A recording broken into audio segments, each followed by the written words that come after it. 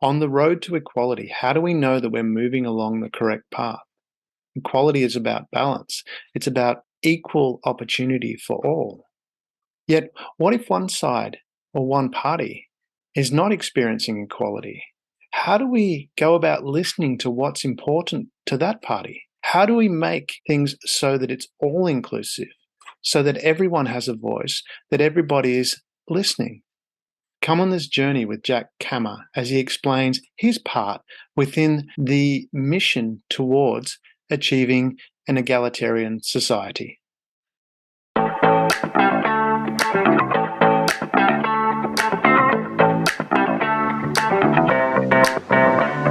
Welcome to eSHAIR.care, an all-inclusive community sharing experience, strength, and hope to create strong, healthy, and inspiring relationships.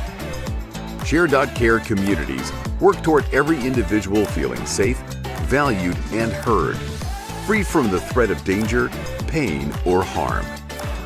Each episode, founder Damian Andrews explores the principles underpinning eSHAIR.care and invites expert special guests to share their knowledge so you can easily reap the benefits so many others experience.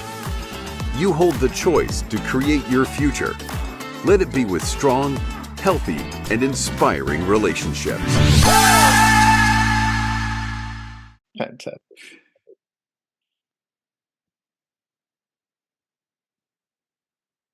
Hello and welcome to eSHAIR. Here we discuss, promote, and share the benefits to all from living in an egalitarian society, including men. Inaccurate propaganda leads some men to believe that they miss out with equality. The reality, suppressing women is detrimental to men, creating a world where everyone can... Sorry about that. Exactly. I'm not going to cut that out.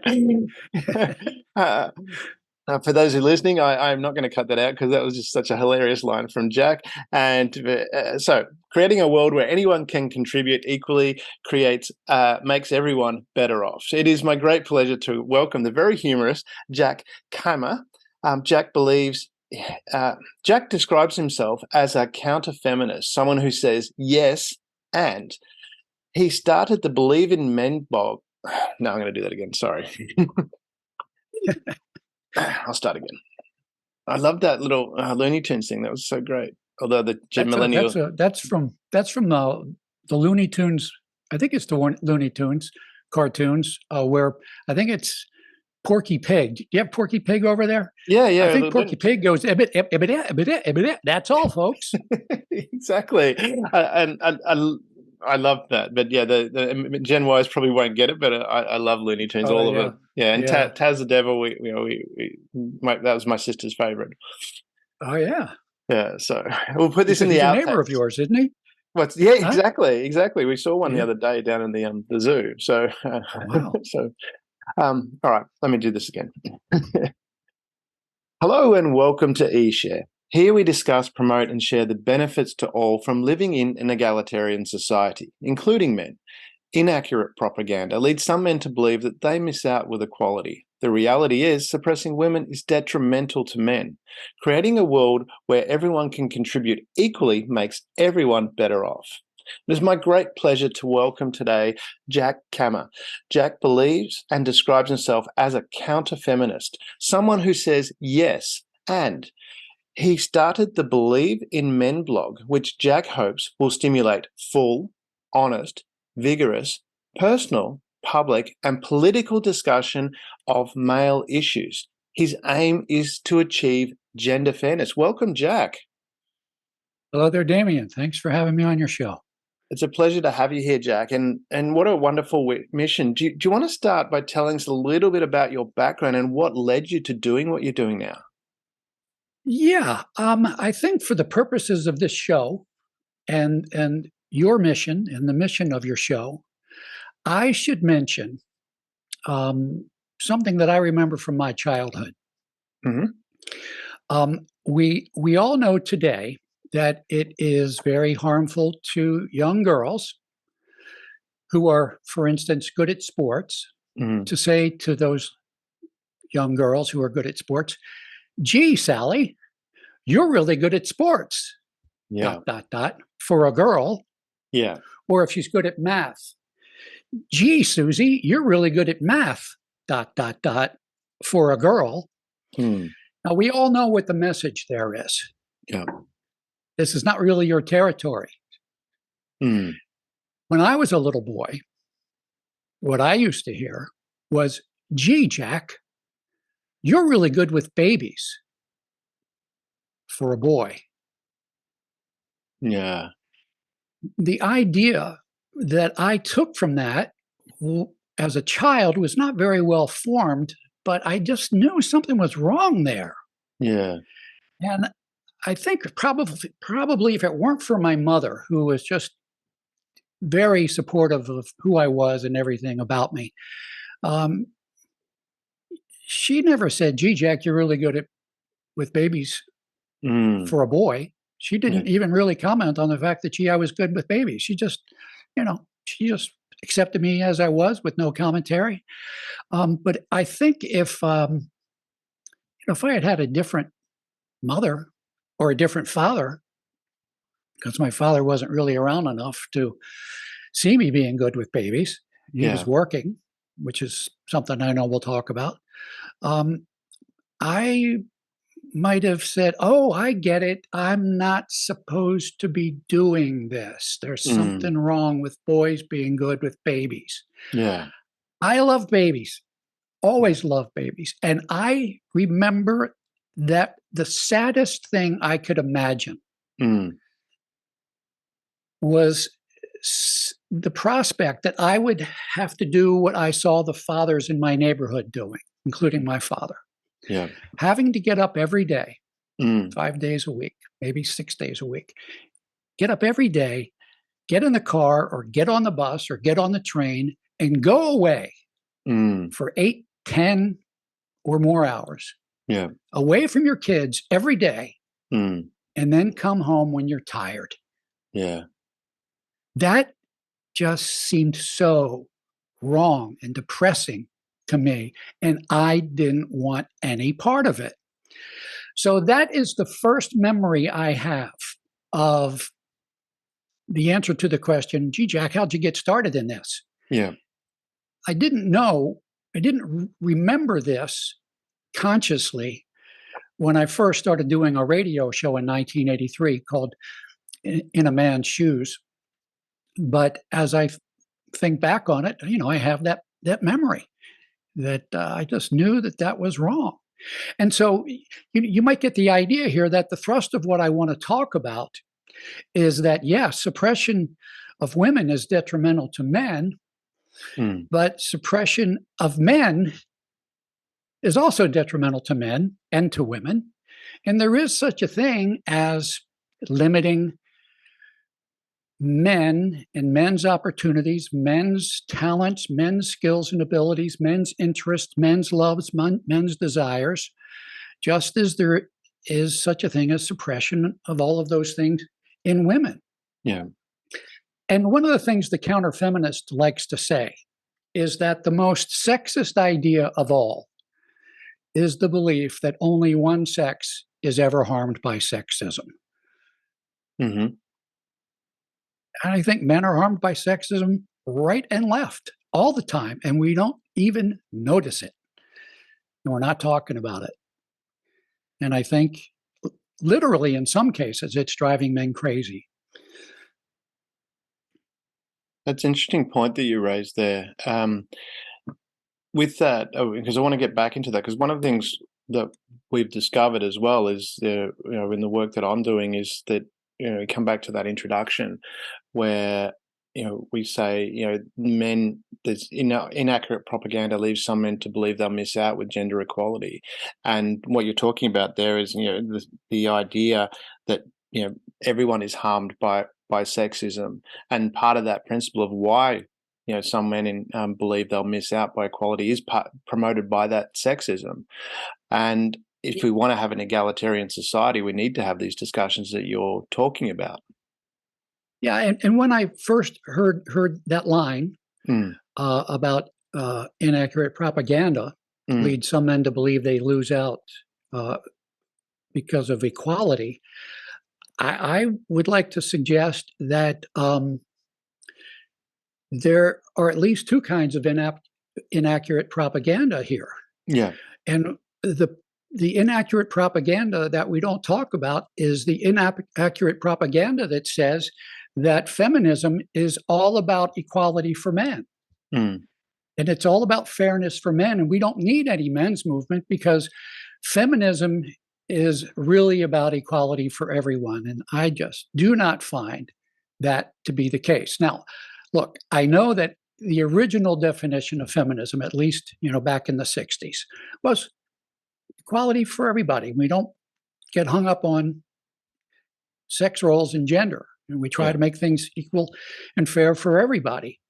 But to say feminism is today about fairness and equality for everybody is a little bit like, I hope you understand this reference and your audience does. It's a little bit like the United States Republican Party, which is the party of Donald Trump and a lot of craziness. It's a little bit like Republicans saying, yeah, I'm a Republican because that's the party of Abraham Lincoln. Mm-hmm. Well, things have changed a whole lot since Abraham Lincoln was a Republican. And things have changed a lot since the original feminists were feminists. And feminism, in my view, is not serving the original purpose of feminism.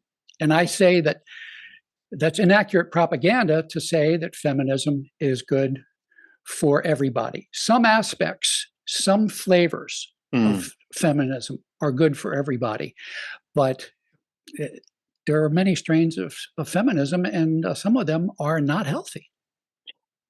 Yeah, it's interesting that you say that because I've noticed a lot in watching, especially there's TED Talks, and I'm also thinking of the movie The Red Pill, written by Casey J, where a lot of there's women that were quote unquote feminists, but now they say they're equalists. And I know Casey J says she was a very staunch feminist, but after doing the film The Red Pill, she said she no longer calls herself a feminist, but she's advocating for equal rights and equal opportunity for everybody, which I think is the ultimate aim of what we're all aiming for. And like we have in life a pendulum, I think, where things swing, and there's a movement that was needed to happen, and that started, as you've said. And maybe it's taken a little bit too far by some, but do you find that is the majority, or is that there's a minority that are now latching onto certain extremes to get a point across? I can't tell you about numbers. Yeah. But I can tell you about influence. Yeah. And the most influential strain of feminism these days is not the egalitarian strain. Yeah. In America, you're referring to, I'm guessing. Yeah. Yeah. Yeah. Okay. And from that, let's come back to again your history and what you've done and what inspired you. You mentioned that you said In a Man's Shoes, you started that radio show. Do you want to tell us about that and what that was about? And what I want to get to is what you're doing and how that's helping men move forward as well. So do you want to tell us a bit about In a Man's Shoes? Yeah. Started that show in 1983. At the time, I was on a co-ed softball team. Mm-hmm. And after every game, we would all go out to a bar and have some dinner and some drinks and dance and have fun. Yeah. Men and women together. And I remember that 2 weeks in a row consecutively with two different women, I was sitting at a table having some drinks and food, and we were talking, and both times, 2 consecutive weeks, each woman talked with me about her boyfriend. Mm-hmm. And some tale of woe about her boyfriend, something that he had done that had made her unhappy. And she told me the story. This happened twice. Each of them told me their story. Yeah. And each of them ended their story by saying something to the effect of, and so he's a real jerk, don't you think? And I said, well, maybe he's a jerk, but based on what you've just told me, maybe from his point of view, it looks like this. Yeah. And I said something that was perfectly obvious to me as a man in a relationship with a woman. This might be what he's thinking and how it's coming across to him. And both times, the women said, "Oh my God, I never thought of that." Yeah. And so I came home that night, and one of the women, not one of these two, was also a member of the softball team. And I said to her, I think I want to start a magazine. Yeah. I think I'm going to call it Everyman. And she said, "Well, printing is expensive. Yeah. Postage is expensive. Why don't you do a radio show?" So I went to Towson University, north of Baltimore, pitched this idea about doing a show about male-female relationships from a decidedly male point of view. Yes. And they went for it. And I ran that show from 83 to 89. And it didn't take me long to realize that there were serious, in fact, life and death issues at stake in what's really going on between men and women, and with boys, including suicide, murder, lots of crime, lots of unhappiness. Is visited upon boys and men by virtue of their gender. So I started focusing more on social issues. And in 2005, when I saw that things really weren't getting any better socially, I left my job as an IT person and went to social work school. Yes. I decided to go into the belly of the beast because during the radio show, I would often hear from guests and from listeners about gender bias in the social services. So I went into social work and found lots of gender bias in social work. And, so that was in 2005. I started the program and I got out in 2008 with a dual degree in social work and business. And, I could go on and tell you more, but I think that's probably much more than enough. No, because the point that you raised there, and it sparked a memory for me and something that I have used a lot. I don't know if you're aware of a gentleman in America called Mark Gungor. Mark Gungor, he's a pastor, and he has a program called Laugh Your Way to a Better Marriage. And there's a part in that program, and you can find it on YouTube if you look up Tale of Two Brains, Mark Gungor. He has a little segment from that where he talks about the difference in the way men and women think. And coming back to your point about, isn't he a jerk because he's behaving that way? And the way he describes it is that the way the men and the women are thinking is they think differently in how we think. And we know that men and women think differently. And we're being stereotypical here, but generally men and women think about things in different ways. Men are more single task orientated, whereas women encapsulate a lot of things all at once. So this is stereotypical. It's not for everyone's not exactly the same, but generally that is the accepted how the difference in men and women think. And he describes how men and women think differently from the perspective of adopting how they deal with problems, whereas men like to, what he calls, go to their nothing box.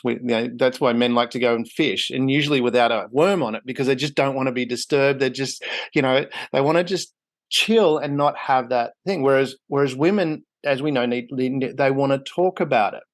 And that's how they deal with problems, and it's in the Michael Gray book about women. They don't want you to solve their problem; they just want to talk it through.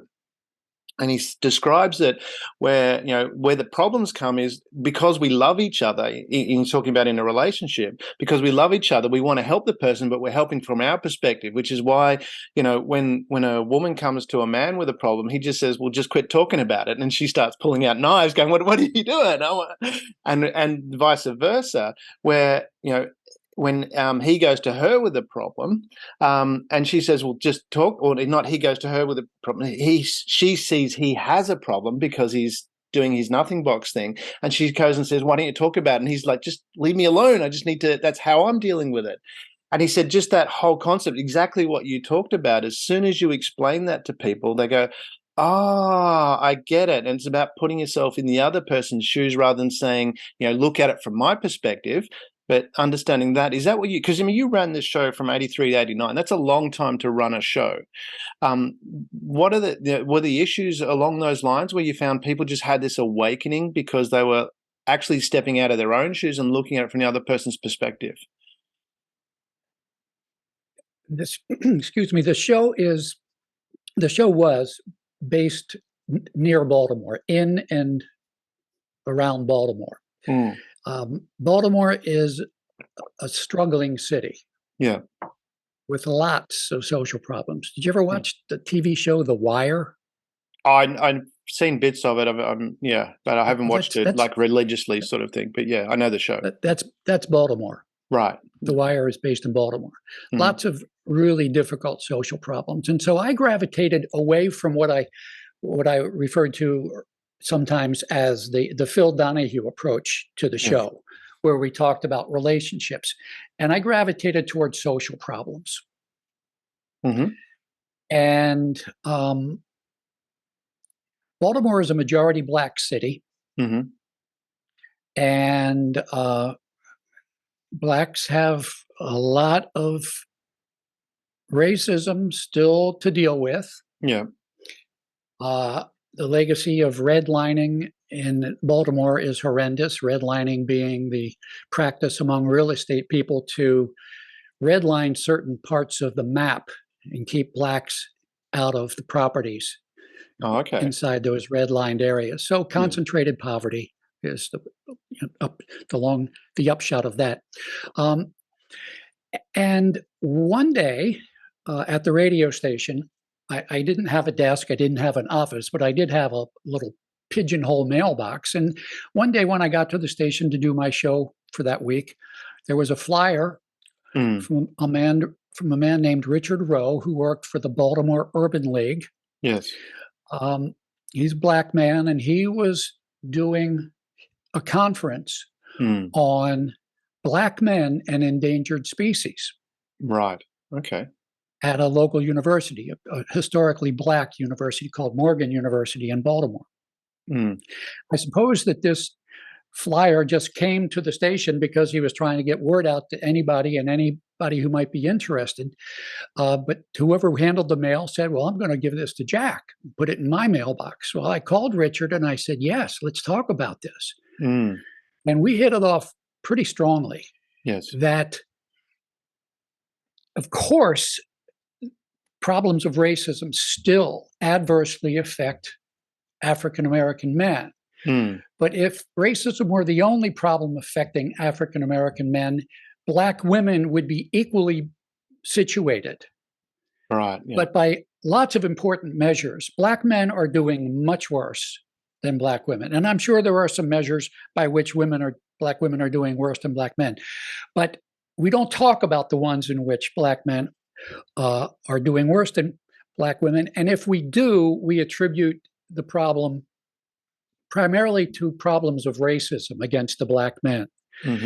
And of course, completely missing the gender component of the problem. Yes. So that became a very important approach for me, was to try to help folks pay attention to this crazy idea that there is such a thing as men's issues, and that there is such a thing as discrimination against men and sexism against men and stereotyping against men and injustices against men, that there really is such a thing as this, and we need to pay attention to it. And if you don't believe it by looking at me, because I'm white and I have everything supposedly, let's take a look at these Black men. And let's try to unpack what part of their problem is because they're Black, what part of their problem is because they're male. And then let's talk about the fact that together, racism and sexism are really toxic, a toxic double whammy to Black men. Yes. And we don't talk about it. We need to.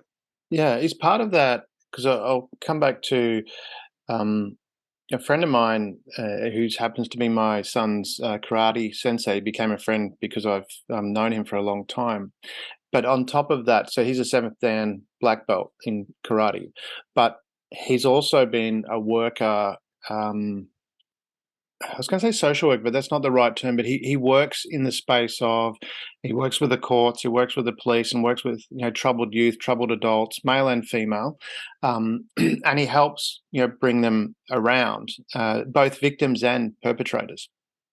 And male and female, so not going to get into the gender side of things there. And I don't have numbers to support, which is greater, but he works with both and both sides. And he was telling me one story where in one of the schools, with the senior schools, there was this real big problem between two gangs, and what he did was he told the principal to send the leader of the gang member to one of the gang members to a room, and he told the vice principal to send the leader of a gang member to a room as well. It was the same room. And so both of them turn up in this same room. And then, Pete being Pete, he was, because he's quite, obviously seventh Dan black belt, he's pretty influential. So they weren't able to leave the room. They said, okay, we're going to have a chat. Not only are we going to have a chat, we're going to have a listen, was the big thing. And he spent time, he had them listen to each other. They both walked out of there with a completely different perspective, to the point, it was interesting, he told me a month later, the father of one of the gang members died. The first person to the door to talk to the mum was the leader of the other gang member, saying, what can we do to help you? And that process come about by them listening. And this is where I'm just wondering, as you say, about raising the issues, is it, do you think we've got to a stage now where, and it seems to be now this type of forum where you and I are talking and listening and discussing things, we used to have debates, and debates got to the other, I think went to the extreme in my opinion, but from that perspective, I'm rotating your question now, the answer. But I'm just wondering, did we go too far with, because to me, debates are two people turning up with a preconceived idea to beat the other person into submission without listening to what's going on. Do you think we went too far with that, and we actually just need to have some active discussions and really listen to what the other side is saying? Coming back to that analogy we talked about, Mark Gungor, where it's like, we think we understand what the other person's problem is, but we haven't even heard what the issue is. Well, yes, I think so. And I tend to operate at a macro level. I'm not a clinician. Yeah. I don't work with individuals or individual relationships, but at a macro level, I think it's very true to say that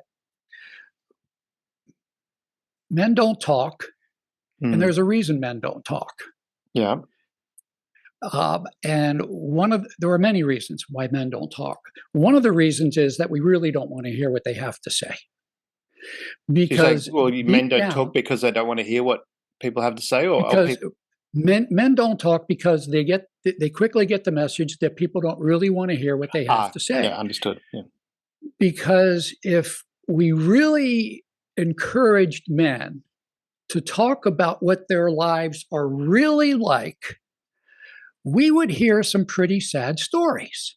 Yeah. Based on gender inequities.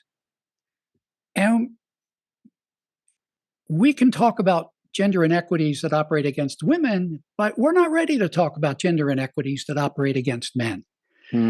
When I was a parole and probation agent in central Baltimore, it became very clear to me that what these men wanted, and these were men who had been in jail or who had been saved from jail by agreeing to go on probation. Parole is when you've been in jail and you're released early. Probation is when you haven't been to jail, but you're going to have some outside supervision. Yeah. Okay. Yeah. The number one thing, the number one impression I got from my clients, and this was in central Baltimore, almost all of them were Black, was that the most important thing for them is their hearts, not their wallets. And they are really rebelling. And the only way they can, which is, I'm not very functional way, because they don't have institutions and any kind of power to help them say what they want to say and be who they want to be. They're making it clear they don't want to be wallets. They want to be valued for who they are. Yeah. And so that means that relationships are really important to them. Mm-hmm. That being a father to their kids is really important to them. Yeah. But if we look at our social policies, what do we value in fathers? Child support. We'll put men in jail if they don't pay child support. For 30 years, we had a program of putting men in jail because they couldn't pay child support before we happened to be smart enough to look at the fact that they don't have any money. Yeah. So we don't really want to talk about parenting being equal between men and women. Yeah. Not completely. Now, for the women that I socialize with, they've been to college, they have careers if they want careers. Yes, they very much want to have egalitarian relationships with their husbands and have the husbands participate fully and equally in the job of parenting. Now, I say they believe they want the fathers to participate fully and equally. And I'll give them the benefit of the doubt. I think, though, that when the rubber hits the road and there's a divorce, you see many women not saying, oh, well, of course, we'll have joint custody. You'll see many women saying, oh, judge, I should get full custody because he's a horrible person. And when we're getting to that end, because I deal with that quite a lot, there is, and we're dealing with the extreme ends here of the people that actually end up in court. But yes, that tends to be the case. Yes. Yeah. Well, there is a reason that the ones who get to court are extreme, because there are many men who hear from their attorneys, don't take this to court. You don't have a chance. It'll cost you $50,000. Yeah. And so all of the cases that should be heard in court are not. Yeah. And the people, the fathers who do take their cases to court are not the majority. They're certainly not the men at the bottom of the socioeconomic heap in America. Yeah. They just they get the message that you don't got a chance. You can be a visitor as long as you don't make the mother unhappy. I find that, and that's a completely different topic, and maybe something we can discuss another time. But because I deal with that a lot, and I find that the legal advice there is quite poor. Well, in Australia, I'm not sure what the law is in America, but certainly in Australia, the law provides for equality, but people are advised against it, which I find really absurd, because a number of dads that I've spoken with and provided some guidance to there, they've been friends, so said, well, this is what the law says, and refer that to the judge and put your case around that. They've had some really good success, whereas the lawyers told them not to do it. And I was like, the law says you should do this. So I don't know what it is, if America is the same, but certainly in Australia, the lawyers don't tell them. They're getting bad advice, which is really poor. And so maybe that's a topic for another session. But well, just really quickly, it could be that the lawyers know that divorce is an industry from which they derive lots of business.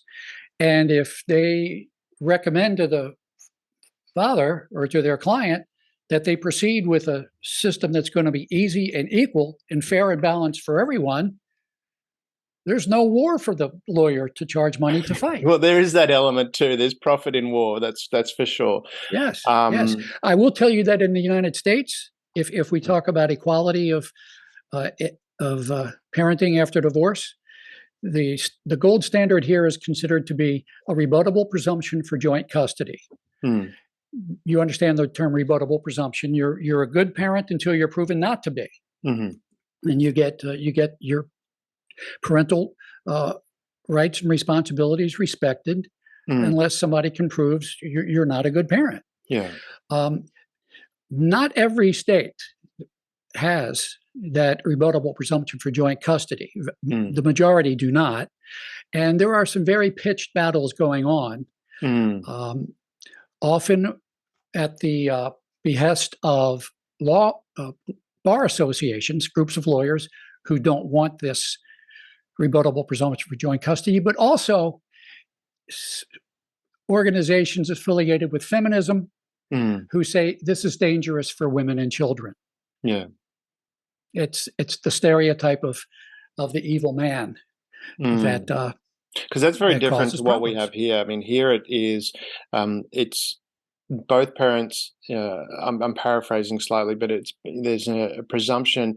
It's about what's in the best interest of the child, and there's a presumption that the best interest for the child. The first principle is presumption that the best interest of the child is shared access to both parents. But it's all about and it's Section 60 of the Family Law, Section 60CC of the Family Law Act, which says that it is the best interest of the child to be with both parents, and then there's some other clarifying factors under that. But yeah, it sounds like that's very different from what is in America. Yes. But you have different states as well, so it's different. We have one federal law across the country for family law. So yes, the idea of 50 states is often regarded as a laboratory of 50 states. We try different things, and the states in which the rebuttable presumption for joint custody has been found to be successful, but somehow that doesn't make it into the discussion.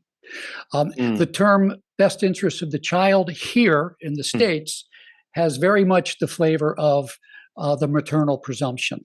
The best interest of the child is to stay with his or her natural protector. The best interest of the child is the mother. Yeah. That's interesting because I've watched I mean, I said I don't know American law, but and this is a very, very small statistic. But of the couple of judges that I've watched from America that talk about this, they say that they want the children to have a meaning. They know that that they want the child to have a meaningful relationship with the father. So this would be something really interesting to get into, because it's something that I think it's really important. I know from my perspective. My relationship with my dad today is the strongest it's ever been. I'm 50 years old, and my dad was. We mentioned about a board meeting I was at last night. My dad was at a board meeting with me, and we had we have this great connection. We didn't always have a great connection, I think, but this whole point you're coming to, and so we slightly got off topic there, but about men not talking. And maybe that's part of that discussion as well. Whereas men are told, you say that they're told not to talk. Well, in that scenario, it seems like they're told by their lawyer, well, you can't talk, you can't say what's really important for you and what you believe is important for the child. It wasn't so long ago that men in the United States were advised by their lawyers, don't put the children through this. Yeah, well, the children shouldn't be part of it at all. Well, I mean, yeah, they dragged into it, but really there's a lot of times, and people do drag them in, and I know that happens here, but the reality is it should be a discussion between the parents. The children should be separate.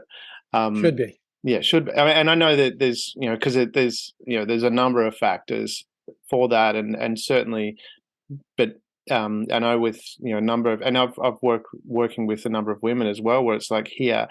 This is the argument you put forward to not have the children go through this. They are separate. It's between you and the parent. You work it out with the judge directly, and don't have the children involved. Because at the end of it, especially if they're younger children, they're not old enough to even realistically. We're putting aside things like of abuse and stuff like that, but where it's where that's not involved. It's like, why even bother having them involved? I know, lots of situations where people have said, no, the children aren't going to be part of this. And it's better for the children. They've actually they're really well adjusted because part of the reason they're well adjusted is because they weren't part of that. Yeah. Well, neither parent has to worry about being executed, being essentially annihilated as a parent. Nobody needs to fight. Nobody needs to worry about extinction. And so it's easy to cooperate if you know that the system is going to support moving you towards cooperation. But, we're talking here about divorce. As you pointed out, this is really not the point of the show that I wanted to talk about. Yeah. But divorce is sort of where the rubber meets the road for me, about how open we are as a society to the idea of men having the same rights, privileges, expectations, obligations as women in parenting. And the main point that I think we need to observe is that there were many men 50, 60 years ago who didn't want women in the male domain of careers and business and making money. And it took a lot of work and a lot of trouble to open up that sphere to women. And it's a good thing that we did. But at the same time, and it's happening now, it is also true that there is such a thing as the female domain of love and nurturance and primary relationship with your children, and being the one who gets to be with the kids and love them. And there are some women, many women, who at least want the option to say, if this relationship with my husband goes bad, I'm the mother. I'm the mother. Yes. Yeah, you're the father, but I'm the mother. It's a form of supremacy, superiority. It's a form of privilege, and it's a form of injustice. And we need to be honest about it, that there are some very good things in the traditional female domain, and women as human beings, not because they're bad, but as human beings, they don't want to give up the good things in their lives, just like men didn't want to give up the good things in their lives to share them with women. But women, if we're going to have healthy, balanced relationships, need to respect and honor the abilities of men to be good and wonderful parents, maybe not the same way that women are, but good and honorable parents for their kids, for the benefit of everybody. I mean, we talk about diversity. Yes. And in a relationship between a man and a woman, you only got 2 points of view there. You're going to have a mother's point of view and a father's point of view. Yeah. If you don't honor the father's point of view, and you have just one point of view, that's the opposite of diversity. Yeah. It's just the mother knows best. And that's not always the case. And that's an interesting point that you raise. And I do want to come back to the things that you talked about where you were saying you were good with babies, because, I mean, that, as you say, when you were younger, that was not the norm. And I'm going to relate a story with that from my perspective as well. When I was little, apparently, I don't remember this because I was very young, but my mum dressed me up in girls' clothes. And my grandfather, my mum's dad, hit the roof. I was like, "How you can't do that." And another part of that as well, my dad tells his story as well. He was kind of, when I was little, I was in a nappy, just wearing a nappy. He was working on the car, and then he heard on the other side of the car, he hears this tink, tink, tink, tink. He's like, "What's that noise?" And he goes around the car, and there's me with the hammer hitting the hubcap, going, "I'm fixing the car," putting dents in his hubcap. No. And so he takes the hammer off me, and he goes back around the other side of the car, and then he comes back around again, and I'm nowhere to be seen. And he's like, "Oh my God, where's," so he's looking around, and then he goes up the street, and then there's one of the neighbors from up the street carrying me down, going, "I found this little girl. Do you know where the parents are?" And it's like this stereotypical, relationship where we go, there's an expectation there. And I know from my perspective, when I was growing up, my mum was very much and very strong on, you do these things. I was involved in, doing the cooking, doing the dishes, all the household chores that were typically female roles. And because my mum did both. My mum, after World War II, my mum was in Australia, because there was a lot of women in the workforce during World War II. But after that, my parents are refugees my grandparents, I should say, were refugees from World War II. They came out to Australia from Europe after World War II. And after that, my mum was the first apprentice female motor mechanic in Australia. She had to move to another state to do that because where she was living, they wouldn't accept her. So she has both. So, I grew up with a very strong nurturing background, and it's certainly something that's paid off a lot from my perspective with with my son, that we have a very close relationship because I had that connection. I mean, from that, how would you encourage guys to be part of that? You had that from your perspective of, you know, being good with babies. What would you encourage guys to do to be more, you know, to allow to do that, to speak up and say this is important to me? Because again, I'm going to come back to, you mentioned the men. They want to feel valued. They want to be connected to their family. What should they do? You know the term happy wife, happy life. Mm. And if mama ain't happy, ain't nobody happy. Yeah. I haven't heard the second one, but the first one, yes. Yeah. Okay.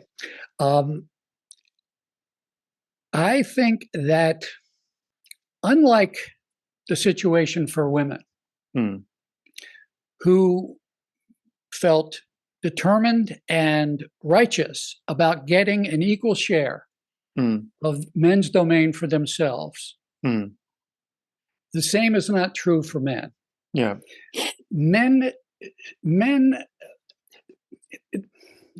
Men's power dynamic vis-a-vis women is very different from women's power dynamic vis-a-vis men.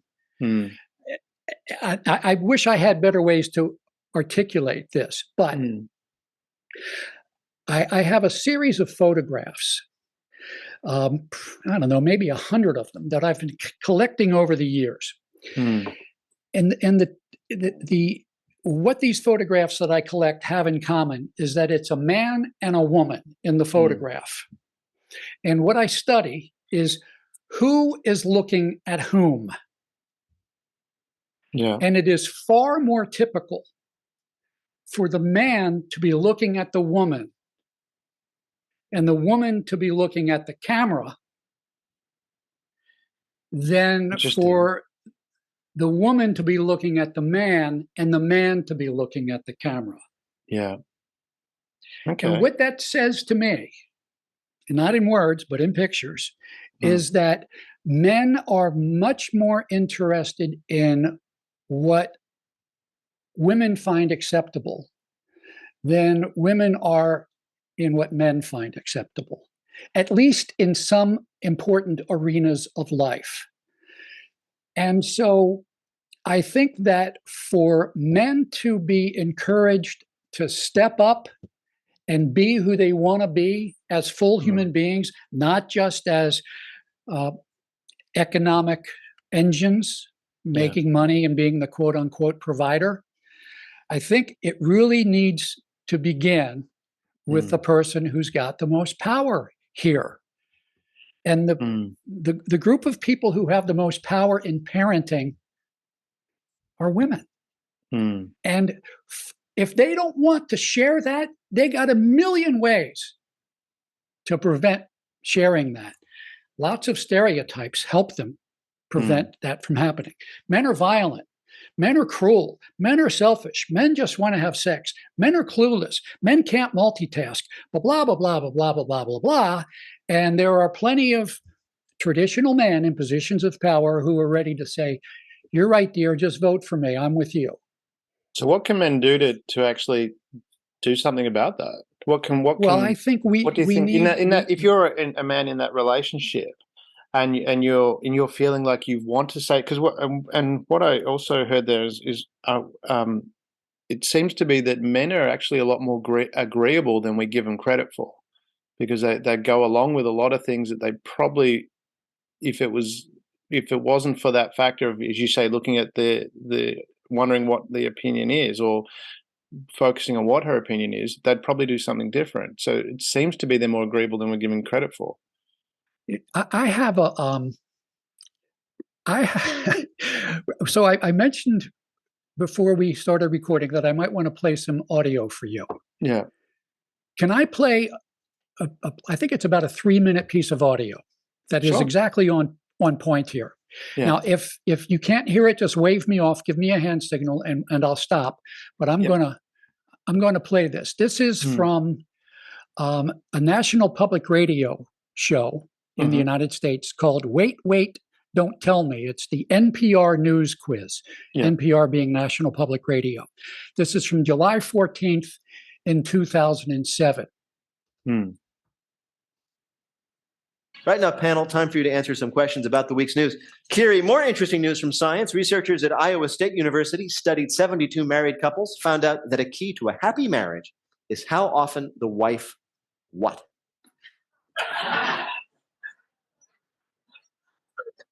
How often she agrees with him? Exactly wrong. How often he agrees with her? Exactly. How often she gets her way. Ooh. Ooh. This is what happened. They took these 72 couples and they asked them to rate their levels of happiness. And then they videotaped them as they discussed some topic of importance and difficulty between the couple. The result, the happiest couples, according to both the man and the woman, keep in mind, were the ones in which the husband quickly, intently, and enthusiastically gave in to the wife's demands. Yes! And once again, I say, this they had a study. I know this they had a study. So there are so many things to say about that. One of the things that is most striking to me is the audience's reaction. Hooray! Things are not equal. Women are winning. Hooray! Was that what they were saying though? Because when I was saying that, and that might be a thing, because when I heard that, it was like, yeah, that's obviously correct. As in, yes, there's a lot of people agreeing that this is the right thing. I didn't hear that they were, necessarily saying, "Hooray!" The women are winning. But what I heard was, yes, this is obviously correct. Well, it's obviously correct that women are winning. This is the status quo. This is our situation. Is it? You didn't hear that? Yeah. No, I mean, and that's where maybe, I'm a bit.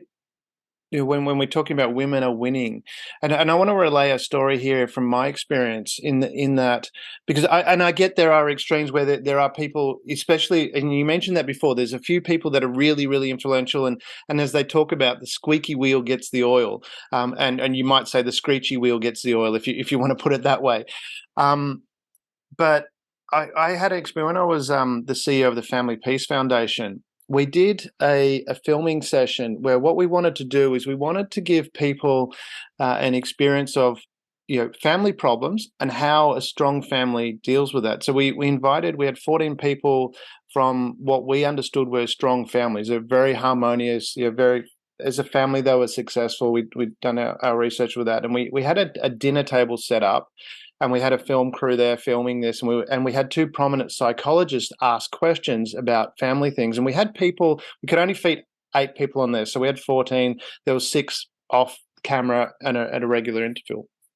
What I noticed because I was directing it, I noticed coming from a corporate background, I got concerned because men were starting to do all the talking, and having that corporate background, I'm thinking, oh my God, coming from a boardroom, men are dominating the conversation.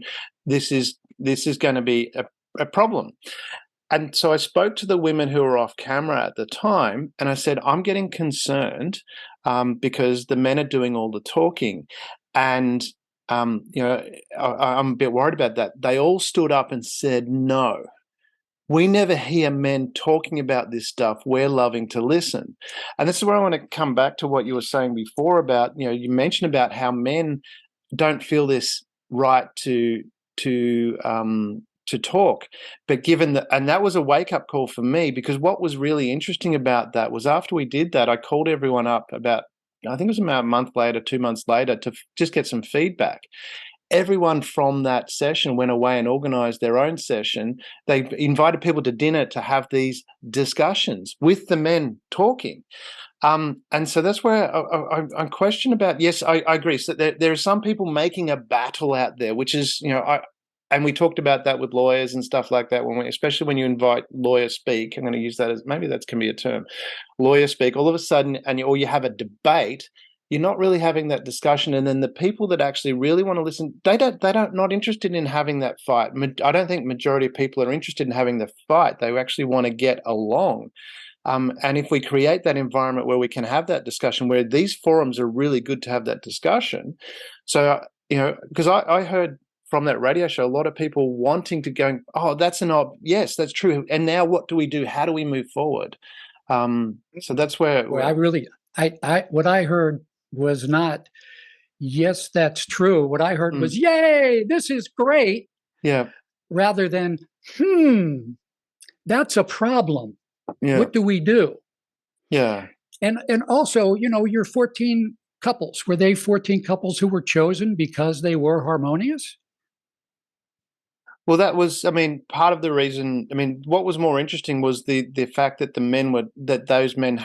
women had said that they hadn't heard men talk about these issues before. Well, isn't it interesting that we need a structured environment with experts watching before, in my view, men feel safe speaking up? Well, that's the point we're getting to, isn't it? How do we create that environment? Because the women wanted that. They wanted to hear that. So how do we create that? Okay. Well, maybe in those 14 very harmonious relationships they did, but I think, and there are other studies as well that show that, and men just sort of know it from everyday experience. So do you think that's the case, that women want to suppress men? Is that what? I think women are human beings and they want what they want. Yeah. And so when women say this is the way we should proceed with this decision, I wanted to proceed that way. Do you know the name Phyllis Schlafly? No, I've never heard that name. Okay, Phyllis Schlafly was a very interesting and powerful woman, a female lawyer, who back during the Equal Rights Amendment fight in the United States, which was a fight to establish in the United States Constitution Equal Rights Amendment saying there shall be no discrimination on the basis of sex. Yeah. This lawyer, this very powerful woman lawyer, said, I don't want that. Yeah. And the reason she said she didn't want that was because women being equal to men would mean women would have less power. And here's what she said. She told the story of the hoodwinked husband. Sorry, women being equal to men would mean women have less power. Yes. Okay. That That was her point of view. Yeah. That was her point of view. She wrote a book called The Power of the Positive Woman. And in that book and on her appearances in which she was advocating against the Equal Rights Amendment, she told the story of the hoodwinked husband. The hoodwinked husband bragged to his friends, my wife and I have made an agreement. I make all the big decisions. Yes. Okay. And she makes all the little ones. I get to decide whether the United States should stay in the United Nations, whether we should go to war, or whether we should raise taxes. I make all these big decisions. And of course, he has no influence on these big decisions. But he gets to make all the big decisions while she makes all the little ones, like where we're going to go on our vacation, where the kids will go to school, whether I should change my job, where we should live. Yeah. Little decisions that are actually being made. Yes. There. Not some fantasy of a man being bamboozled into thinking that because he has an opinion, he's gotten his way. Yeah. It's hard to talk about these things because there really isn't good vocabulary for these things. There isn't a name for this dynamic, and we need a name for this dynamic. We just don't have one yet. So I think that if we want men to demand, insist, work toward fairness for themselves, they need some acknowledgement, some encouragement, some okay from women to the extent of saying, okay, guys, we get you. You're dying sooner than we do. You get less health care than we do. You're committing suicide more than we are. I've seen you be a great father. I know that my brother was a great father, and my sister-in-law completely ran him out of the children's lives. I know there's some things wrong here. And me and all my sisters, the sisterhood is powerful. All of my best friends, we're gonna work with you and encourage you to step up, and we're gonna support you in securing fairness and respect across gender lines. Yeah. Because men aren't, we've had 50 years to emulate the women's movement, and it just hasn't happened. And it's not because we don't have things we need to talk about. It's because we've learned that it's not going to be to our advantage to talk about them. So how do we talk about that? I mean, how do men talk about these issues? And again, I want to get to the point too, because I have this thing with the companies that I work with and people that I work with. And said, if you come to me with a problem, I want to hear your problems. Is the first thing I say. I want to hear your problems, but don't come to me with a problem and just complain about it. Come to me with a workable action to fix it. Something that you've thought of. It might not be the only solution. So from that, what are things that we can do to move this forward, to have those discussions? What can men do to actually talk about this? Well, I don't think the problem is at all that men don't have solutions they can offer to the problems they want to present, because the solutions are pretty easy in many cases. I want to be treated equally as a parent. So if a divorce happens, I'm no less a parent than you are. We're going to have a rebuttable presumption for joint custody, and we're going to treat each other fairly. Solution. And it works well when the other side, when the mother is willing to go along with that. If she doesn't want to go along with it, she can throw a monkey wrench into it very easily by saying, "Your Honor, he hits me." It happens. I'm sorry, and I know we hear. I know that happens. I've seen that happen. Huh? I've seen that happen. I've worked with people where I've seen that. Yeah, so, and a solution. It's actually known. The police talk about it here as the way, make the family violence complaint to get the parent to shortcut to parenting orders was how one officer referred to it. So a solution to that would be very simple. Your Honor, we have caught my wife in a lie. She said I was at her place on Saturday night and I beat her. We have cell phone records here that show that I was in Melbourne. I would like some disincentive applied to this woman to ever do this again, and to apply disincentive to all women to ever do this to any man. That's a solution.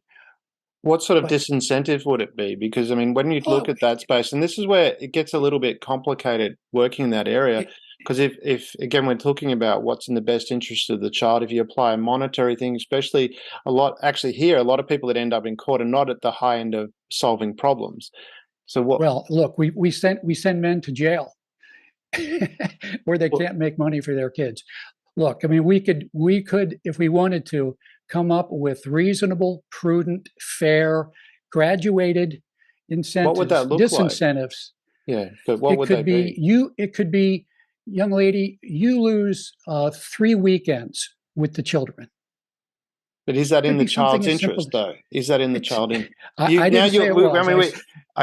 saying it could be. I'm not saying that it's always the right solution. I am saying if we had the will to protect men, the way we have the will to protect women, we could come up with things that would serve that purpose. Well, that's part of what you're doing, though. You've got the will, and we're working towards that, which is a nice, which is good to do. You've got the will, and you've been pushing this for a long time, so you're bringing that too. So that's part of that thing where we want to work together. Well, yes, some of us do want to work together. Some of us don't want to have anything to do with the kind of progress that we're talking about. That's true. And that's why, I mean, you've got you're doing what you're doing, because if people just wanted to work together, and we mentioned this beforehand about, debates, people having a debate where it's just two people with an opinion, they're trying to beat the other person into submission, whereas we're having a discussion now, which is, I'm really enjoying this discussion where we're talking about, okay, what are solutions that could work, which is great to hear. And it's how do we get men to say that? Because it's in, I guess also, go ahead, Damien, I guess I also want to challenge you on the idea that maybe at work and in a corporate setting where you're the boss and they're the employee and they get paid to just do their job, maybe in a corporate setting, it should be required that before a person can speak about a problem, they need to have a solution in mind. Mm. I don't know that that should apply to civil society. Mm-hmm. There are people dealing drugs on my street corner. Yeah. Well, what do you want to do about it? Geez, I can't really think of a good thing, but that's not really my job. I Whose just job want is you it? to know I have a problem. And we need, as a society, to debate it in public. And it might take 3 years to come up with a good program. But I don't need to have a solution before I can speak to you about my problem. And maybe Okay, we yeah. apply that standard to men much more than to women. Yeah. Okay. No, I wouldn't I be hear what you're surprised saying if there. we did. Yeah. Well, it's interesting because, like you say, it is sometimes people see a problem, and what you're saying is if you've got a problem and you should be able to voice that. And certainly from that point of view, I agree with that. If there is a problem, you should be able to voice that. That's the whole point we should be talking about. I get where I was more coming from, and what I don't like is there's a tendency for people to just voice problems without actually having even thought about what they, and it doesn't mean, because you might not have the skill to know the solution, but some people just like to complain, and they'll go on complaining and complaining and complaining. Yes, they do. Yeah. Yes, they do. Yeah. And some other people Yeah. think it's a badge of honor and courage to never complain. Yeah, well, And I that would doesn't say solve that, anything. If you don't have, well, if you have a problem, exactly. you don't And I would address it. say that men are more conditioned, more acculturated to the second type of behavior. To man up, stiff upper lip, you just do what you do, you take care of yourself. You don't whine. When men want to raise an objection and say, we've got a problem here, oh, what are you poor men whining about now, as if you don't run the world? You hear that kind of sarcastic nastiness. It's another way in which men learn, forget about it, I'm not talking. Yeah. I'm just going to put up with this, and I'm going to have a miserable life, and I'm not going to be as good for my community as I could be. Right. Because that's interesting that you mentioned it, because again, I'm not sure of the environment in America, but I know in Australia, one of the prominent marketing campaigns from that is for men to tell their problems, to men to be able to cry. It's actually advertised. It's okay to cry. It's okay to share your feelings. So here, they're actually really encouraging that. So I don't know Yes. if what that's like. No, I do know that. I do know that. Yeah. Australia is miles ahead of the United States in that way. You have a lot of really nice programs where men are supporting each other. Of course, I'm not exactly sure the content of the problems or the basis of the problems that men are encouraged to talk about, but I would not be surprised if men who are really being screwed in terms of their relationship with their children, are they getting just emotional support, or are they getting also some civil support? And, getting men together to give each other emotional support's one thing, but motivating and mobilizing the society to also make sure that they have the civil protections that they need, that's a whole nother arena. Yeah, and that's an interesting point that you raise, and it's something which we talked about before with lawyers and what's put forward, and I do find in that space they're probably not getting the best advice that they could get, not from the society, from what I've found in seeing what judges do, because there's one particular gentleman who was having access issues with his child. He actually hadn't seen his child for 12 months. Like the mother wouldn't allow him to see the child, and to his detriment, he never dealt with it straight away and made an application to the court. We had a look at what he was doing, and he had got to the stage where he'd got a lawyer to draft something up and send it to the court. Now, we got I'd had a look at that and looked at it, and it was really, in my opinion, really bad. It was a bad affidavit. It was really not well set out. It certainly had very little about the child in it and the relationship with the child. And then he got some advice to file it, which he did, and we had a talk about it. And the mother hadn't been served. And as we thought about it more, he goes, no, this is actually, I hear what you're saying. It's probably not a good idea. So we did another affidavit, which was what was him as a father. And it was all about his relationship with the child and not attacking the mother. It was all about his relationship with the child and that. And we wrote to, and he wrote to the court and he said, can you strike out this affidavit because the mother hasn't been served and file this one in place? And the court did that. So they completely, so that there's no record, the mother, and more importantly, the child will never see that affidavit, which is most important. But then when he went to the first return as well, judges normally finish at 4:00. That's when they finish doing sessions. And this was a first return, which is only supposed to have 5 minutes, sometimes maximum of 15 minutes. It's the first time that they hear and go, what's this? There's the number of steps, and this is the very first one.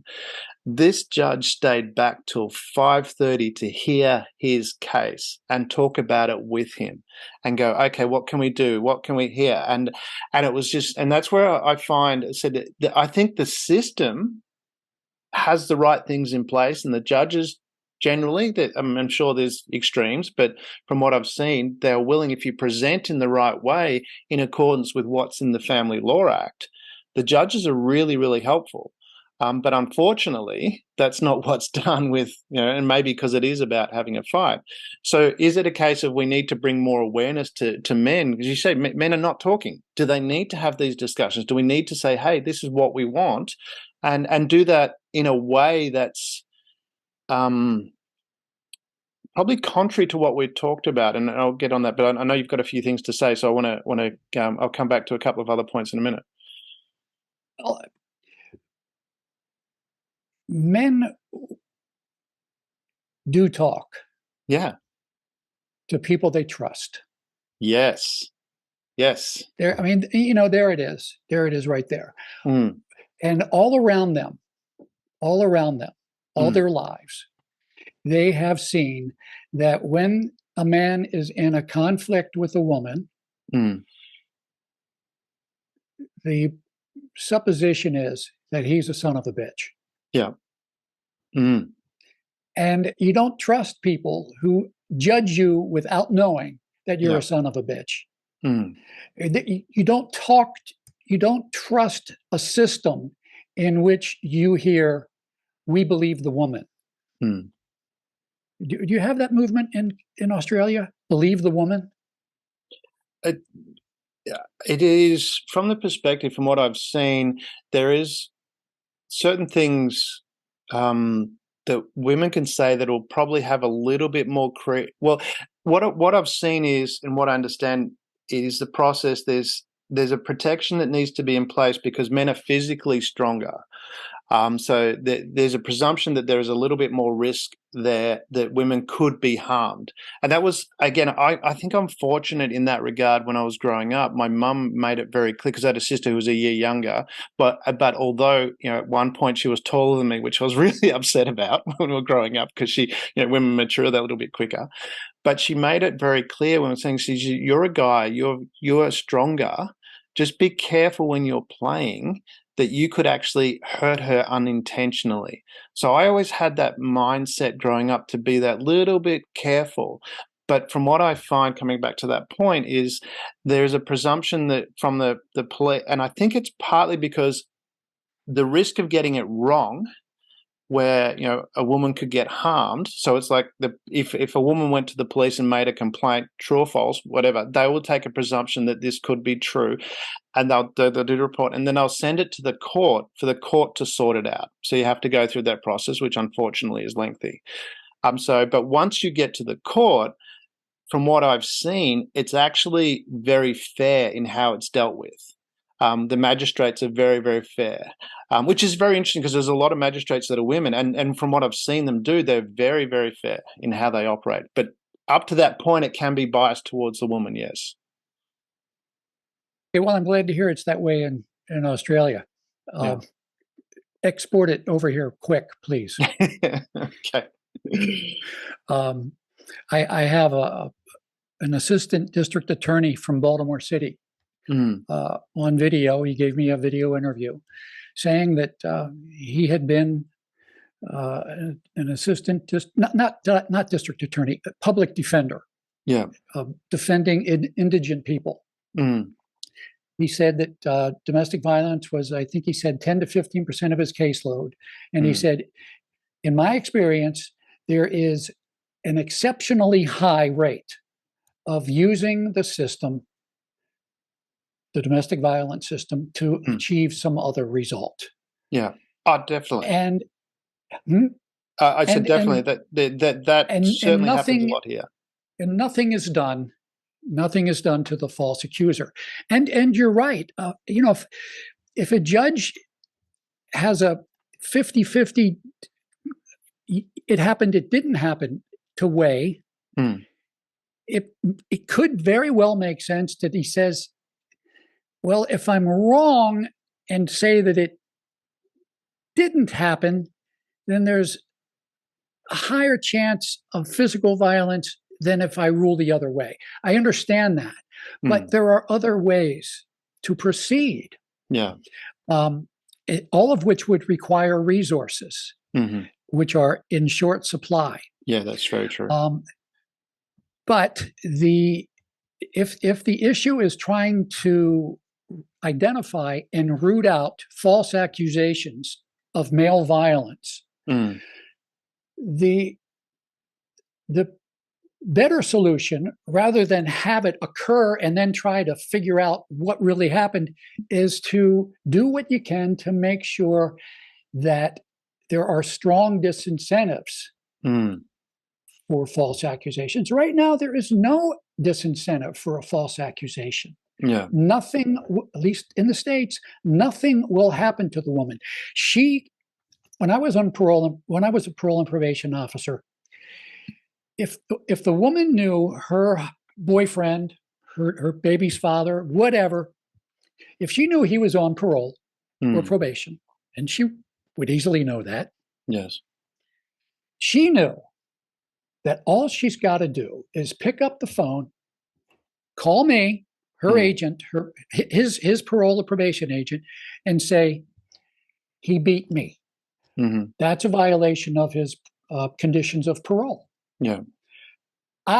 Even though I don't believe it, yeah, I have to go to my boss and say, what do you want to do? And my boss says, in the interest of public safety, lock him up. Yeah. Take him away from his job, take him away from his kids, deepen his anger, deepen his resentment, convince all of his friends that the system is hopelessly biased against them. So why should they play ball with the system when the system doesn't play ball with them, doesn't give them a fair chance? It is way imbalanced in favor of one sex over another, purely on the basis of sex. And we've got to figure out a way to make it better. And we can't just say, well, it's really hard to decide. So when it's hard to decide, it's always going to be taken out of the hide of the man. Yeah. It's just not a way to run a justice system. No. I mean, there's a lot there to unpack. Depressed. Huh?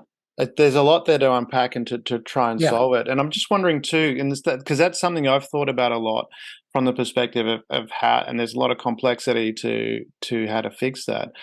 And the other part of that I was thinking is a way of for men to fix that is to avoid the problem to start with. Early on in my life, there was a type of woman that I attracted, and there was a bit of conflict in the relationship where we couldn't communicate very well.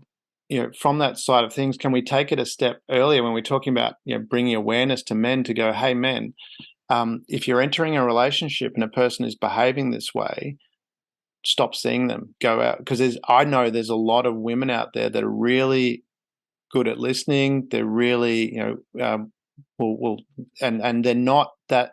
There seems to be a type that has that aggravated, and there's aggressive men as well. So there's both types. And if you're a jerk, then this advice is not for you. But if you're a nice guy, do we go back and go, okay, when you're starting a relationship and you get an indication that the woman that you're dating is probably going to be a little bit aggressive, just don't date her. Go out with someone else. Do we need to have that education maybe?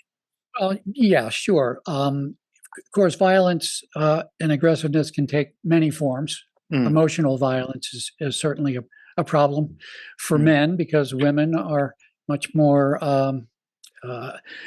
conversant in the use of emotional words. Yeah. So, yeah, we could say that, but we could also say the same thing to women. Oh, well, look, the solution is if you see a man who's indicating that he might be a jerk, just don't, why did you date him? Why didn't you see that he was going to be I'm like not saying that? about, go back and afterwards. I'm saying at the start, let's teach men, because I know from my perspective, it became something when I was in the dating thing, going, as soon as I got an indication this could be the case, I went, that's a risk factor. I'm not going to see this person anymore. No matter how much, I find her very attractive, I'm not going to go there. I'm going to, and I found that there's so many really nice women out there. So is that's the point as a solution. It's a long-term solution, obviously, because a lot of education's got to happen. Yes, it would be helpful. It makes me think of a rule that I used late in my dating career. I never got married until I was 60 years old.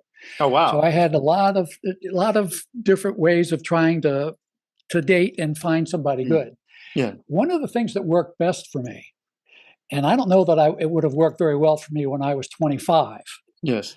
But by the time I was, in my 50s and 60s, I applied to myself a 90-day rule. Okay. And the 90-day rule said you will not have sex, you will not have intercourse for 90 days. Yeah. You can do anything else you want to do, mutually consensual. Yes. You can do anything else you want to do, but nothing below the belt. Yeah. Nothing below the belt for 90 days. You can kiss, you can fondle, but nothing below the belt for 90 days. Yeah. And the reason that worked for me is because in my experience, is probably different for younger guys today. But in my experience, growing up when I grew up, I was born in 51. If you had sex with a woman, you owed her. Mm-hmm. You owed her. She sort of owned you. Yeah. She sort of owned you. She sort of had rights over you because she had given you sex as if she didn't enjoy it. Yeah. And I had found that sex always changed the relationship, almost like that. So to your point, sort of stand back, do your due diligence. Sex can really confound your judgment. Yeah. Sexual attractiveness can really confound your judgment. Oh, the blood's going to the wrong part of your brain. Body. No, it's not in your brain anymore. Yeah. But there is, from what I understand, the research in that regard is if you actually wait, the people that actually wait till they're married to have sex, actually their marriages are more likely to succeed. Yes, I have seen that research. Yeah, I have seen that, and nobody has a definite explanation for why it works, but empirically, it's correct, and it sort of makes sense. It sort of like honors our grandparents and our great grandparents and our great. They were old fashioned, but they weren't idiots. No, that's true. Yeah, and they weren't necessarily prudes, but they sort of chose things that worked better. They chose things that worked for a reason. Now, things stop working well as the situation of our lives change. But just because something's old-fashioned like that doesn't mean it's uncool or stupid or wrong or should be thrown away. But like you say, that whole sex thing is that it evokes a lot of emotion. And if you're operating from emotion, there's things that you are missing. And I know from my perspective, when I think back in my life, there's relationships that I had that I got into that, and I go, why didn't that work out? Why was that so difficult at the end? And then when I look back and if I'm honest with myself, when I was honest with myself, it was difficult at the beginning. I just chose to ignore it. Interesting. Yes. Yeah. Yes. Hope springs eternal. And this is the question that I have about when we talk about, and I think it applies to both genders, but I think something for men to be very much aware of is that hope. They're going, they're going to change. I mean, it's the frog scorpion story. People rarely change. Some do. But to enter into a relationship and hope, oh, this is going to get fixed when the problem is there at the beginning, I think that's playing, well, I know from my experience, is playing with fire. It's rare that a person will change. And that's where I was wondering, as part of the solution, obviously there's a solution to do with the court system that we talked about as well. But as part of the solution, could it be that we need to have more discussion about, hey, this is how you enter in a relationship? Like you said, no below the belt for 90 days. I mean, that's some good discipline to be able to do that, and makes you really committed to being with the person as opposed to other factors. And often, I shouldn't say often, because I didn't have that much opportunity to do the 90-day rule. But one of the benefits of the 90-day rule is that come day 45, yeah, you're halfway there.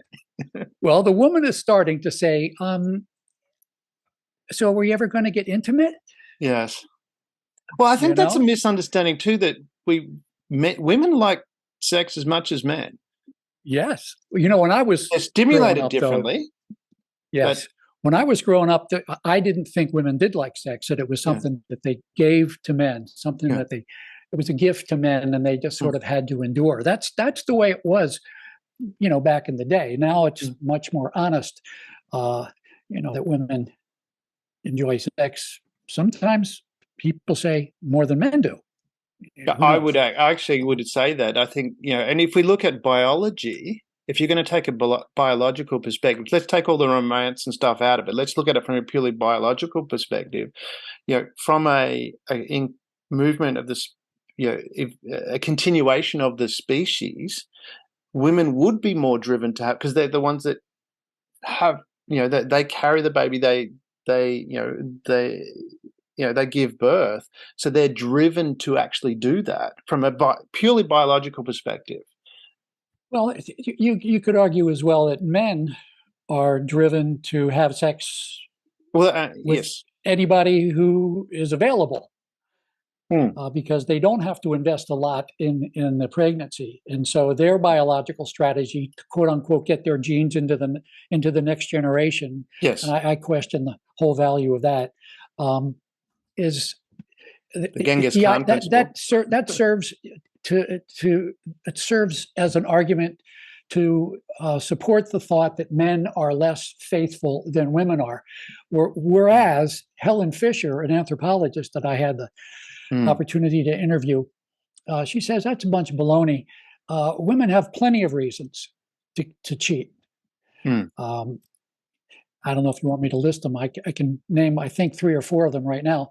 They want to have biological genetic diversity in their offspring. Yes. So that all of their offspring are not likely to be wiped out by one disease. It's good to have another man that you're friendly with in the neighborhood, so that in case your man dies, you've quick got him available online. Just purely for sexual diversity is another reason that women, like men, will cheat. So, it's the stereotype is, of course, against the man. From that, like, if we move on to, because another topic I wanted to discuss with you and ask questions about was, we talk about, men and it's, I mean, obviously it's known men have a higher level of testosterone, and testosterone is linked to a lot of things, including aggression. And we're built that way. And I'm not going to, I mean, whether you're a creationist or whether you believe in evolution, we're built the way for a reason. So men have that. And I'm going to come back to, I mean, I said I'm from Europe. Originally I'm Polish, Ukraine, and Russian combined. So, I could, with today, maybe I could be the peace talker. But I'm quite comfortable with myself, so and I can integrate all 3. So I think maybe we can do that too. But so I have that Catholic upbringing because from that Polish background. So I grew up with a lot of the Bible and that and through the course, again, through my mother, we've actually studied other religions as well, which is interesting. But what I want to draw from is a quote from the Bible that says, "The meek shall inherit the earth." Now, and doing the research in that, from what I understand and what I've learned, is actually because we normally the word meek is deemed to be weak, submissive, that kind of thing. But and a friend of mine who actually lives across the road, he's a retired pastor, we were talking about this, and I'd heard that, and he goes, no, meek is actually great power under control, if you go back to the original roots. Now, that has a very different meaning than being weak. And what I understand from having this discussion with my pastor friend and other people was actually what that means, what meek was you are a warrior, but you keep your sword, you don't draw your sword unless it's absolutely necessary. And this is where I was wondering, from that perspective, is this another education that we need to have for men, is going, hey, you are supposed to be a warrior, but you need to have that under control. You need to rank, and I'm thinking about this from Nelson Mandela's perspective. He used to talk about his dad, who was the tribal leader, and whenever they got together as a leader, everyone else spoke first. He stayed quiet. He waited till everyone else talked. Is that the education we need to have for men, is to say, hey, we just be calm, listen, and then speak? Well, here is the boogeyman I think haunts virtually every man. Yeah. The alpha male. Yeah. The alpha male. What are you going to do when you run up against the alpha male? I got to be tough. So if I get my head butted up against the antlers of the alpha male, I won't get smoked. There's always the threat of the alpha male out there. You're always going to have to compete. You might have to fight at any minute. So, and I don't like thinking about the alpha male. I like thinking about, I don't want to be an alpha male. I consider myself an alphabet male. Not just one thing, not just at the top of some hierarchy that might be of questionable value in terms of the things that I want in my life. I'm an alphabet male. I can speak and feel and work towards whatever makes me the happiest, not necessarily having sex with, the most beautiful woman, for instance. So that's the idea of the alpha bet male. Along with that is that one way to avoid alphabet males is to just really be discriminating about what hierarchy do you enter. Because if the hierarchy is inevitably going to push the two alpha male candidates to compete with each other, and you're in this hierarchy that you might not really even want to be at the top of, step back and think about, what are these expectations that the world has of me because I'm male, that I'm supposed to climb this hierarchy. Now, in modern civilization, it's make money. But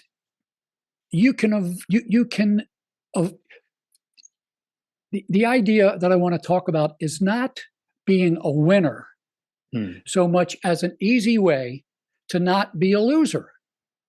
And if you're not a loser in something that you want, you're going to go for something that you want and you didn't lose, you actually got it. You're a winner in what you wanted in your life. So if we were to speak to young boys about, and adult men, about the idea of, okay, so maybe it's a good idea to compete, but make sure you're competing in something that you really want. And maybe you'll find that the things that you really want are more about cooperation and creativity than about conflict and competition. And instead of having the other person who wants the same thing you do being an adversary or a threat, they become a partner. Women are much more invested in the idea of partnership than men are. Yeah. You know, the male power structure is typically thought of as a hierarchy. Yes. A lot of power at the top, very little power at the bottom. But the hierarchy is not the only power structure. Another type of power structure is the network. Yes. The decentralized, a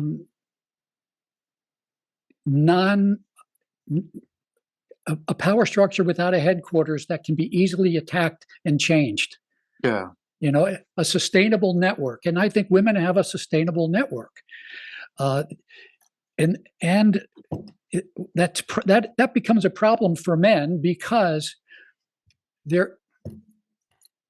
I know of one study, I think it's generally true, that says women have 4.5 times as much in-group bias as men do. Which is to say women are 4.5 times more likely to agree with the other women that are involved in some situation with them than men are. Yeah. A man is 4.5 times more likely to say to somebody he's involved in a social relationship with, that was wrong. You should not have done that. You hurt these people. Yeah. Whereas the female network is more likely to say, oh, poor baby, I understand why you had to do that. Yeah. It's okay. We're with you. And that's not always healthy. If, objectively speaking, what the focal woman was doing was bad. Yeah. You know, there needs to be the sense of honor that men bring to our, at least ideally. It's honor is an element of male culture, not always honored. Well, that's what I'm kind of like what you're talking about there, this sense of honor.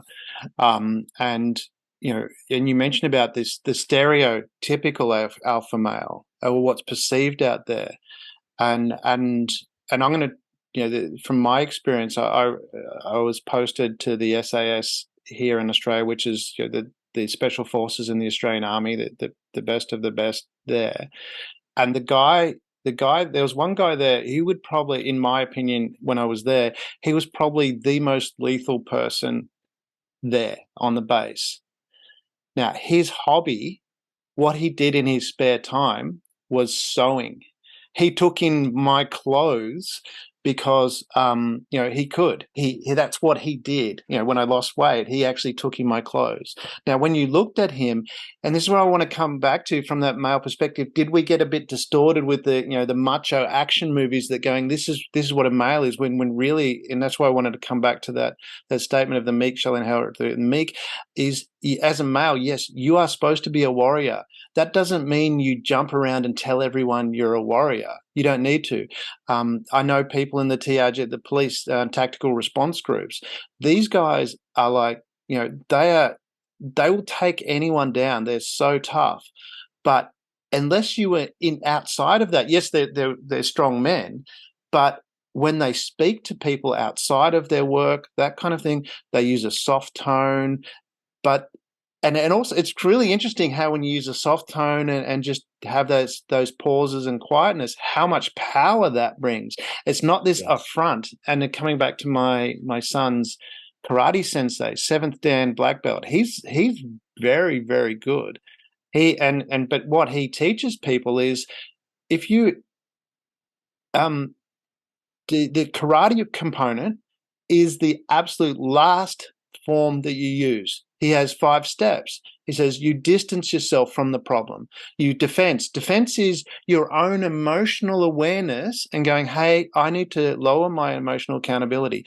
We discuss, we diffuse, we distract. Here's the 5 Ds. They're all everything before you actually then, but it's very rare you'll actually get through those 5 and then still be in a conflict situation. So is that the discussion we need to be having with men to, again, counter this? This is what we need for men. Do we need to be getting back to the old Knights Code? What I would say in answer to your question is that we need to acknowledge and allow men to acknowledge that we all, and I think I could probably say it has so far in human civilization worked to a fair degree to make all men to some degree, and many men to a huge degree, insecure. Insecure about your manhood, your manliness, your toughness. You don't want to be called a wuss, a sissy, a girly, all of that stuff. Make men insecure so that you can control them by giving them requirements to prove that they are men. Yeah. So the first step, I think, one of the first steps would be for us to just allow men to be honest and say, I worry a lot, and I am scared a lot that I'm not making enough money, I'm not tough enough, I'm not funny enough. I worry a lot. Yeah. And I want to stop. Allowing men to be honest with each other would, I think, go a long way toward lowering the tension that men feel in their lives that cause them to perceive any approach to uncovering their insecurities as being something they have to shut down immediately. Yeah. I want to mention something about your idea of the soldier. The best statement I ever heard about the warrior, and it goes along with what you're saying, it's just a different way of saying it. The job of the warrior is not to fight. The job of the warrior is to keep the peace. Yeah. Yeah. And, those men you're talking about, the seventh degree black belt, the very lethal man who also sews clothes, they are who they are. Calm, gentle, because they are secure. Yes. 100%. They are confident. 100%. And one of the things that has worked, and I think has to stop working in our civilization, is to exploit men's insecurities. We get men to do a lot of previously functional things by exploiting their insecurities. I mean, how did we get men to join the war efforts? In Britain, wasn't there the white feather movement? If there was a man during World War I who was at home, the women would come up to him and give him a white feather because he's a sissy. Yeah, I'm not sure on that one, but yeah, I think so. Check out. Maybe your readers can check out. Your listeners can check out. I think it was called the white. There certainly was something that if you didn't feather. stand up and you were considered a coward to not go and fight. Yeah. Right. Yeah. And so it's all based on insecurity, purposeful insecurity. I mean, we don't really talk much about women having to prove their womanhood. No, that's a good point. Yeah. Men always have to prove their manhood, and we got to say, I'm not interested in that. That's not what I want to be. Yeah. Give me something else to prove. I'll prove that I'm a really nice guy. I'll prove that I love kids and I'm really good with kids and I'm patient and I'm creative and I can sing and I can dance. Maybe I don't want to be, a CEO of a big company working 90 hours a week. Yeah, I admit to that. I don't know why anybody would want that. Here's what I want. It's an extremely tough job. Yeah. And here's what I want, and I'm great at it. And I'm getting better. And is that the conversation we need to be having? Like exactly what you're saying is men choose what you want to do and do that. Now, what would happen though? What's the first thing that most men are going to say if we present this proposition to them? They're going to say, "What woman is going to want me?" I would, from my experience, I'd say there's a lot of women out there that would like that. Well, yes. And there's some that wouldn't. Don't we? There's and we some want that more. So, and we want more. Yeah. And that's really like the Because I think essence of your show. I've noticed there's a lot of really lovely women out there that are looking for Yes. that kind of guy that's just not Well, presenting let me do that. himself.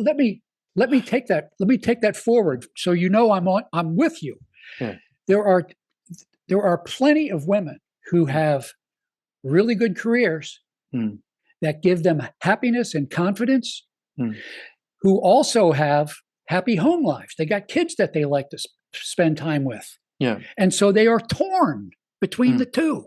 Yeah. You know, that's a classic conundrum for women. They can't do it all. They're stretched thin.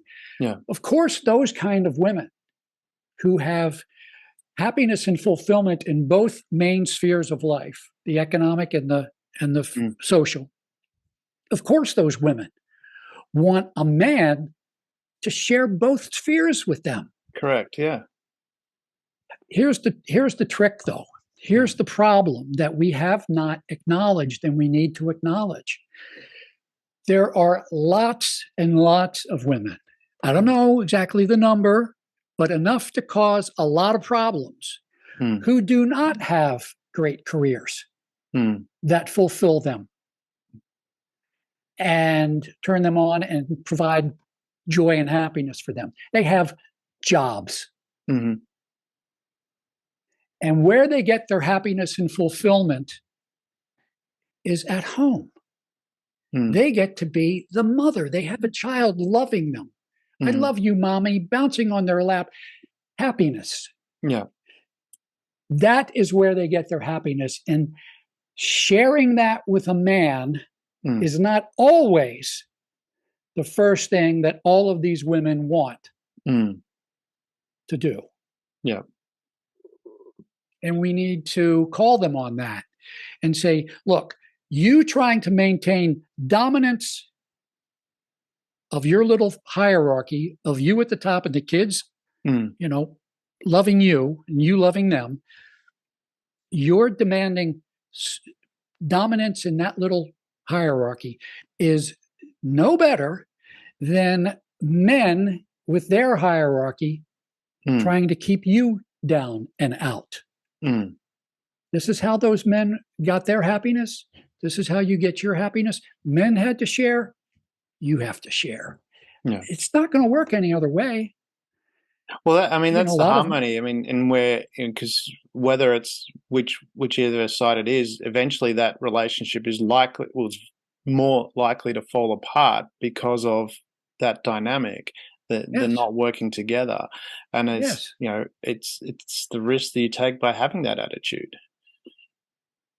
The woman having that attitude. Yeah, exactly. That's what I'm talking about. Whether it's male or female, if you have an attitude of I'm going to be dominant here, and unless you've got look, it's hard to find that balance. But I would say I am male centric. Yeah. Not because I think men are the only ones who deserve attention, but because they get a lot less attention these days than they deserve and need. Yeah. So when you say, well, it's going to be bad for the woman, her marriage, her family's going to fall apart, I say, yes, and. Well, I'd be saying it's yes, bad and for the child. Is my yes, and it's bad for the man. It's bad for the man. It's bad. Yeah. It's bad for everybody, but it's bad for the man. And what's the man going to do when he feels bad that way? Yeah. The only way I get to have any respect, the only thing she wants me for is my money. And the only way I'm going to be able to see my kids is to have money. Yeah. Okay, fine. I know how I can make some money. Yeah. It's so dysfunctional. It's so wrong.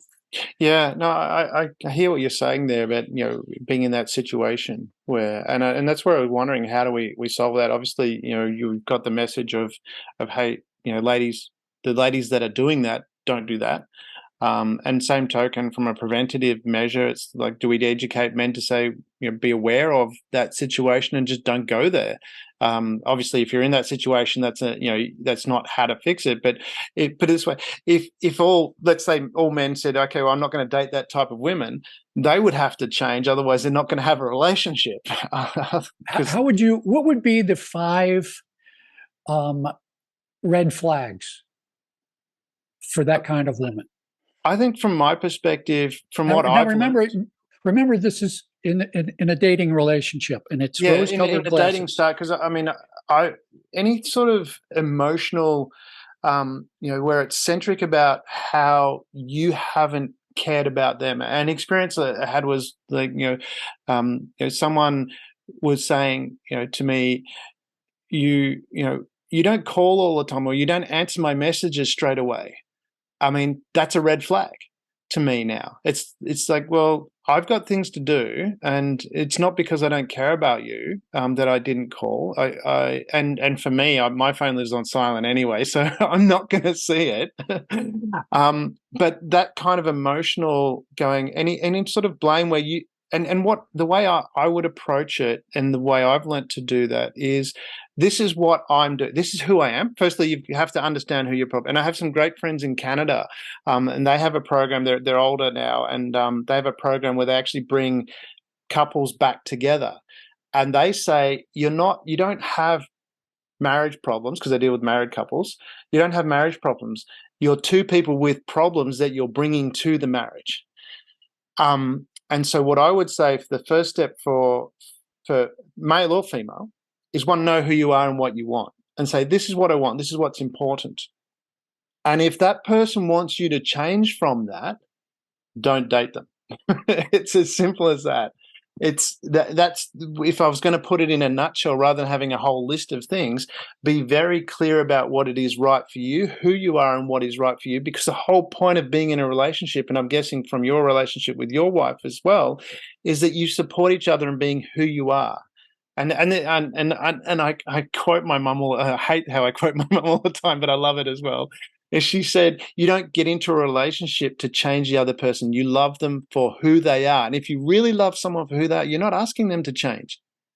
People. An example is, I've seen where people are going, I hate how they smoke all the time, and it's like, well, did they smoke when you met them? Yeah. So, well, what's your issue? Good point. Very good point. Okay, look, I love everything you're saying there. I mean, we got 2 out of the 5 red flags, and I'm sure you could come up with 3 more. Yeah, we'll be here for a long. I could give you a long list, but there's another. We're running out of time. Probably the biggest red flag. Yeah. And I'm thinking back to when I was in my 20s. Yeah. You just want somebody to hug you. You just want to sleep with somebody. You just want to feel that touch. Yeah. And, there is a woman at the University of, it's a university in Florida. I think her name is Tiffany Fields, PhD. And her whole field is the importance of touch. The importance of touch. Yeah. And I think there are many ways in which our society, I don't know how it is in Australia, but I think in the U.S. and in a lot of other Western societies, men are not granted as much touch as women are. We don't have as much right to touch as women do. And I think that again is probably purposeful. And I'm not talking about a conspiracy in some smoky boardroom somewhere. Yeah. But it's just, by accretion, the society has found out, various components of society have found out what works for them. And not giving men a lot of touch until they give you something in return, that can work for us. Yeah. It's not nice. It's not kind. Yeah. It's dysfunctional. I have a website. There's nothing on it except one page. It's called it's called, well, that's another one. It's called The Handholdery. Over here, we have a chain of men's and women's hair salons called The Haircuttery. Yeah. And I propose, and I mentioned this to Dr. Field, she didn't think it was the craziest idea she ever heard, but she was busy, to create a chain of very informal, very brightly lit handholders. Yeah. Where a man is just feeling desperate for some touch Yes. Just physiological touch, just to feel the skin of another human being. You go in and you pay $15 and you have somebody, man or woman, Yeah. just hold your hand. And the slogan of the handholdery is from the inside of your elbow to the tips of your fingers. Just, just touch me, just tickle me right here. Yeah. And I got to think that would take a lot of edge off of men's feeling that they got to get laid. Because getting laid is the male-approved way of getting touched. Yeah. Well, as they say, I mean, women need love to have sex, men need sex to feel love. And that's possibly where that came from, because that's generally how we get touch. And we have to earn it. We have to be worthy of it. And touch is really important. I mean, I look at that from my perspective, and said I mentioned before, my relationship with my dad was not always great, but now, I mean, last night when I saw my dad, when I saw him and we picked him up to go to a board meeting, I gave him a hug. When I dropped him back home, it was late at night. I didn't need to get out of the car, but I got out of the car, gave him a hug, got back in the car, and because that's really important to have that touch. And yes, I think we need to tell, and that is okay for men to give each other a hug. I certainly love my dad, and we say to each other, "I love you." There's no problem. And I say that to my son. I give my son a hug all the time, and say, "Hey, look, love you." Yeah. Does your dad appreciate the hugs?